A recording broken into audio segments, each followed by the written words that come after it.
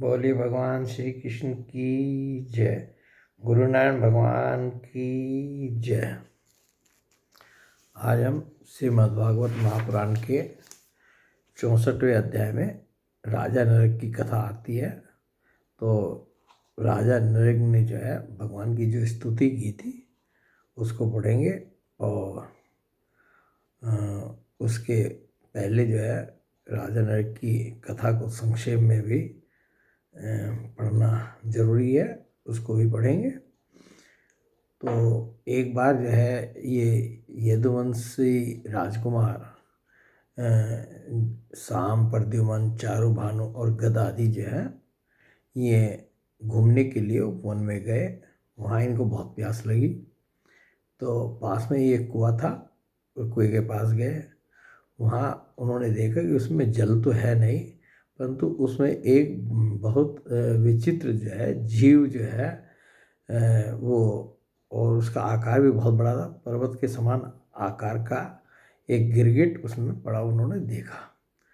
तो उन सब ने मिलकर उसको जो है रस्सी वगैरह से बांध कर बाहर निकालने की कोशिश की, परंतु वे उसको निकाल नहीं पाए। और जब निकाल नहीं पाए तो उन्होंने पूरा वृत्तांत जा करके भगवान श्री कृष्ण के को बताया कि ऐसे ऐसे उस वन में एक कुआं है और वहाँ पर एक विचित्र जो है जीव पड़ा हुआ है। तो भगवान श्री कृष्ण आए और भगवान श्री कृष्ण कुएं के पास आ करके जो है उन्होंने बाएं हाथ से खेल खेल में अनायासी उसको बाहर निकाल लिया। भगवान श्री कृष्ण के कर कमलों का स्पर्श होते ही उसका गिरगिट रूप जाता रहा और वह एक स्वर्गीय देवता के रूप में परिणत हो गया। अब उसके शरीर का रंग तपाए हुए सोने के समान चमक रहा था और उसके शरीर पर अद्भुत वस्त्र, आभूषण और पुष्पों के हार शोभा पा रहे थे। यद्यपि भगवान श्री कृष्ण जानते थे कि इस दिव्य पुरुष को गिरगिट योनि क्यों मिली थी, फिर भी वह कारण सर्वसाधारण को मालूम हो जाए, इसलिए उन्होंने उस दिव्य पुरुष से पूछा। तो भगवान तो अंतर्यामी है, यह सब कुछ उनको पता भी था कि ये गिरगिट क्यों हुआ, गिरगिट योनि क्यों मिली। परंतु ये बात जो है सबको पता चल जाए तो इसलिए जो है भगवान श्री कृष्ण ने उससे जो है पूछा। इसलिए उन्होंने उस दिव्य पुरुष से पूछा, महाभाग तुम्हारा रूप तो बहुत ही सुंदर है, तुम हो कौन? मैं तो ऐसा समझता हूँ कि तुम अवश्य ही कोई श्रेष्ठ देवता हो। कल्याण मूर्ते, किस कर्म के फल से तुम्हें इस योनि में आना पड़ा था? वास्तव में तुम इसके योग्य नहीं हो। हम लोग तुम्हारा वृत्तांत जानना चाहते हैं। तो और यदि तुम हम लोगों को वह बतलाना उचित समझो तो अपना परिचय अवश्य दो।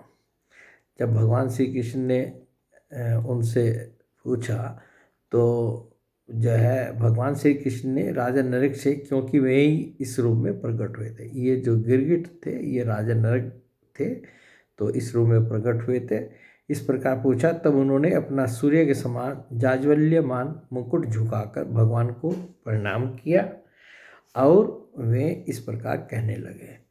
राजा नृग ने कहा, प्रभो, मैं महाराज इक्ष्वाकु का पुत्र राजा नृग हूँ। जब कभी किसी ने आपके सामने दानियों की गिनती की होगी तब उसमें मेरा नाम भी अवश्य ही आपके कानों में पड़ा होगा। इतने बड़े दानी थे।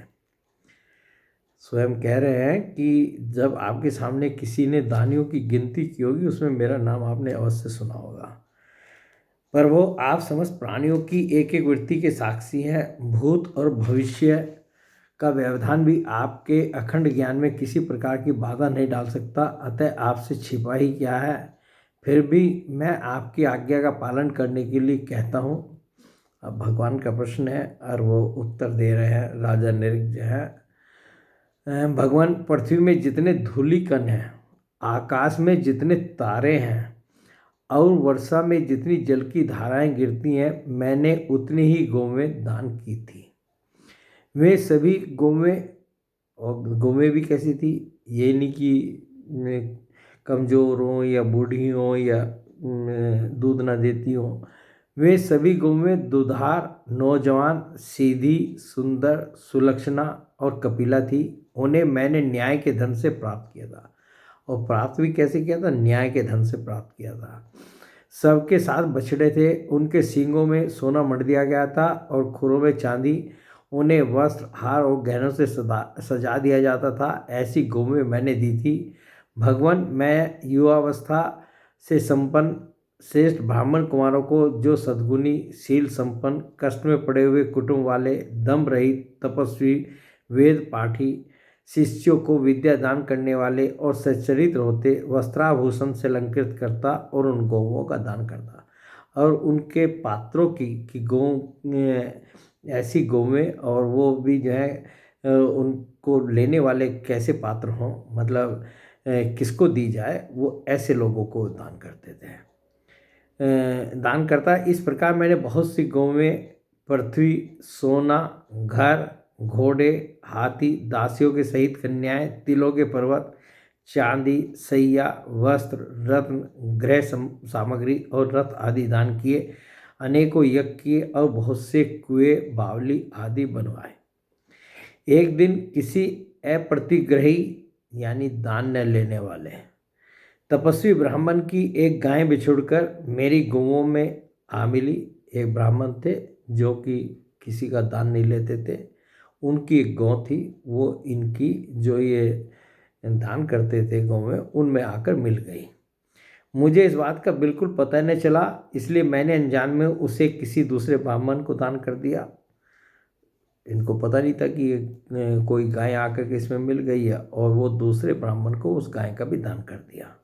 जब उस गाय को वे ब्राह्मण ले चले, तब उस गाय के असली स्वामी ने कहा, यह गौ मेरी है। दान ले जाने वाले ब्राह्मण ने कहा, यह तो मेरी है, क्योंकि राजा नृग ने मुझे इसका दान किया है। वे दोनों ब्राह्मण आपस में झगड़ते हुए अपनी अपनी बात कायम करने के लिए मेरे पास आए। एक ने कहा, यह गाय अभी अभी आपने मुझे दी है, और दूसरे ने कहा कि यदि ऐसी बात है तो तुमने मेरी गाय चुरा ली है। भगवान, उन दोनों ब्राह्मणों की बात सुनकर मेरा चित्त भ्रमित हो गया। तो एक ब्राह्मण तो कह रहा था कि जो है राजा नृग ने मुझे दान दी है, तो कि आपने मुझे दान दी है। और दूसरा ब्राह्मण कह रहा कि यदि ऐसी बात है कि इन्होंने दान दिया है, तो राजा नृग को बोला कि तुमने मेरी गाय चुरा ली है।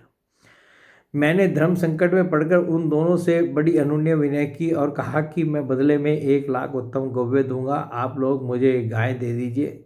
दोनों ब्राह्मणों को कहा कि आप जो है ये गाय मुझे दे दीजिए, और मैं आपको इसके बदले में 1,00,000 गौवें दूंगा।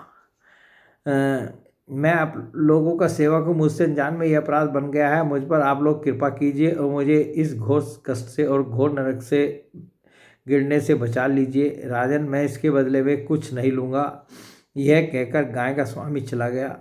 तो जो गाय का स्वामी था, जो मतलब किसी से दान नहीं लेता था दान, तो उसने कहा मैं कुछ नहीं लूँगा, वो चला गया। तुम इसके बदले में 1,00,000 ही नहीं 10,000 गौवें और भी दो, तो भी मैं लेने का नहीं। इस प्रकार कहकर दूसरा ब्राह्मण भी चला गया। तो जिस दूसरे ब्राह्मण को वो गाय दी थी, वो भी चला गया कि तुम 1,00,000 क्या 10,000 और भी दो, तब भी मैं नहीं लूँगा। देवादिदेव जगदीश्वर, इसके बाद आयु समाप्त होने पर यमराज के दूत आए और मुझे यमपुरी में ले गए। वहाँ यमराज ने मुझसे पूछा, राजन, तुम पहले अपने पाप का फल भोगना चाहते हो या पुण्य का? तुम्हारे दान और धर्म के फलस्वरूप तुम्हें ऐसा तेजस्वी लोक प्राप्त होने वाला है जिसकी कोई सीमा ही नहीं है।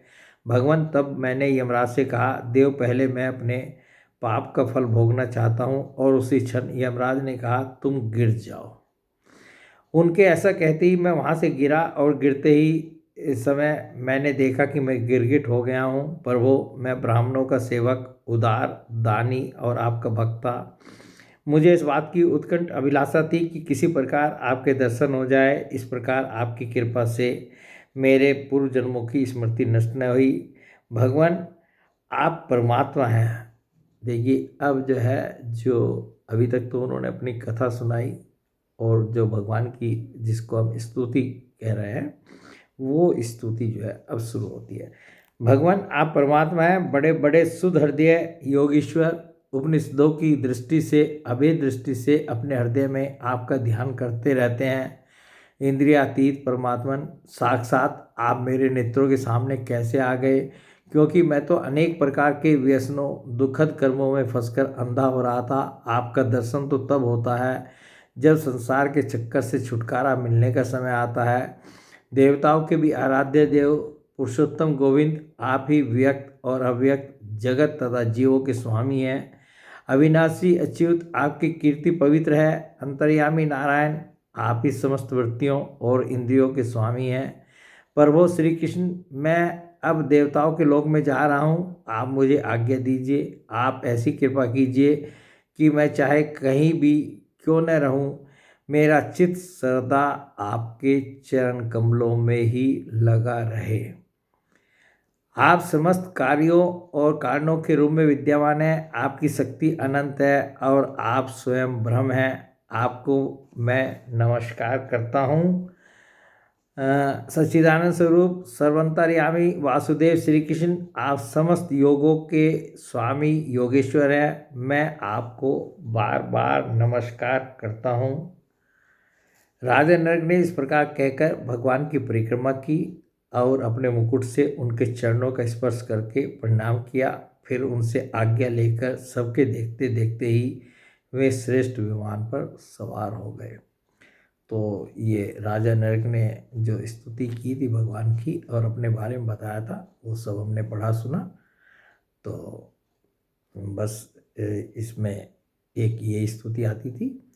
बोले भगवान श्री कृष्ण की जय। गुरु नानक भगवान की जय।